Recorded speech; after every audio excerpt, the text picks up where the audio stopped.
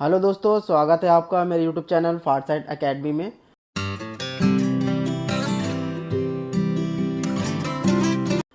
तो आज हम डिस्कस करेंगे पेरोल मैनेजमेंट के बारे में।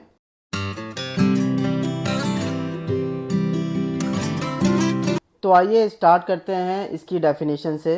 इसकी डेफिनेशन ये कहती है कि the payroll management is the process of administering employee salaries, wages, net pay, deductions and tax withholding in a company. It ensures that employees are paid accurately on time and that all legal and taxes obligation are met. तो basically payroll management में हम employees की detail के साथ साथ उसका कितना gross salary बनता है, कितनी उसकी लीव्स हैं, कितना डिडक्शंस है, कितना ईएसआई है, कितना पीएफ है और नेट पेबल उसको क्या है, ये सब हम मैनेज करते हैं।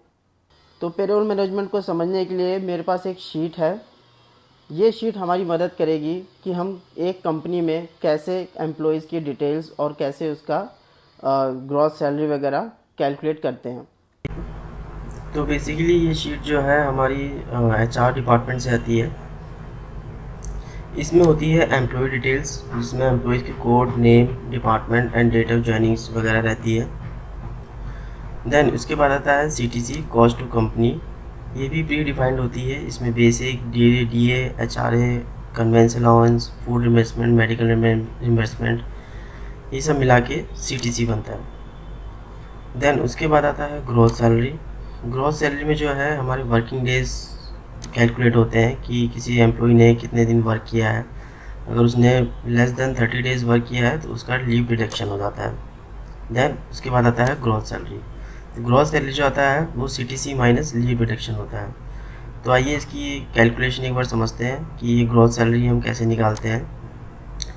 तो इसमें क्या होता है, इसमें स्टेप 1 में जो होता है वो हमारा होता है CTC multiplied by day of working divided by 30 is equal to gross salary. Then step 2 में सीटीसी को ग्रॉस सैलरी से जब हम माइनस कर देते हैं तो हमारा लीव डिडक्शन आ जाता है। तो मेरे एग्जांपल में यहाँ पर सीटीसी है, अगर मैं फर्स्ट केस की बात करूँ तो 60,266 मल्टीप्लाई बाय 29 डेज ने वर्क किया है डिवाइडेड बाय 30, तो ये आ गया 58,257, जो कि मेरी शीट में ग्रॉस सैलरी आ रहा है। देन ग्रॉस सैलरी को मैं सीटीसी को मैं ग्रॉस सैलरी से माइनस कर दूंगा तो मेरा लीव डिडक्शन भी आ जाएगा। देन उसके बाद आता है डिडक्शन।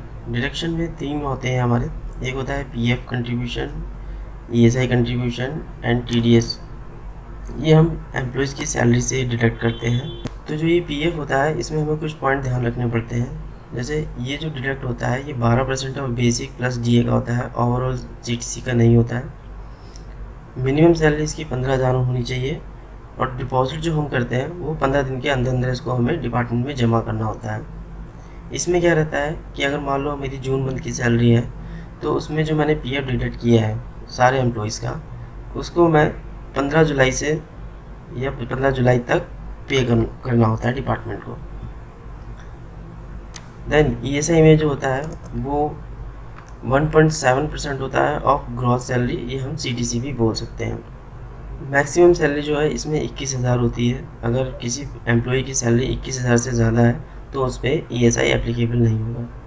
ये भी हमें 15 दिन के अंदर अंदर डिपॉजिट करना होता है नेक्स्ट मंथ में। आइए अब समझते हैं टीडीएस के बारे में। टीडीएस जो डिडक्शन होता है वो as per income tax slab होता है।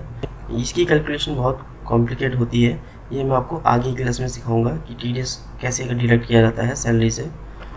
देन ये अंडर सेक्शन 192B के अंदर आता है और इसको जो डिपॉजिट करना होता है डिपार्टमेंट में डिडक्शन के बाद वो 7 डेज़ के अंदर अंदर करना होता है नेक्स्ट। देन डिडक्शन के बाद जो आता है वो आता है मेरा सैलरी पेबल, जो मुझे एम्प्लॉयज़ को पे करना है through bank account.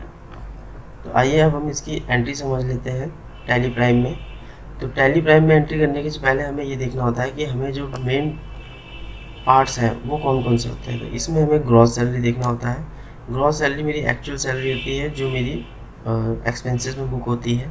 Then deduction को मुझे लाइबिलिटी साइड में शो करना पड़ता है जब तक हम इसको पे नहीं करते, और 1,57,000 रुपये भी हमें लाइबिलिटी साइड में शो करना होता है जब तक हम इसको पे नहीं करते। तो आइए इसकी हम एंट्री समझते हैं टैली प्राइम में। तो ये मेरा टैली का मेन गेटवे है। मैं डन जाऊँगा वाउचर में। यहाँ पर मैं जनरल में सैलरी अकाउंट को डेबिट करूँगा क्योंकि सैलरी मेरा अकाउंट एक्सपेंसेस है। तो यहाँ पर जो सैलरी आ रहा है वो मेरा आ रहा है 1,76,764 रुपये। देन इसको मैं यहाँ पर डाल दूँगा। देन उसके बाद मैं डिडक्शन लूँगा PF एम्प्लॉय कंट्रीब्यूशन, ये आ रहा है 14,451 रुपये। PF पेबल 14,451 रुपये। देन उसके बाद मैं करूँगा ESI कंट्रीब्यूशन, ESI पेबल, ये मेरा आ रहा है 1,212 रुपये। देन इसके बाद आएगा TDS पेबल।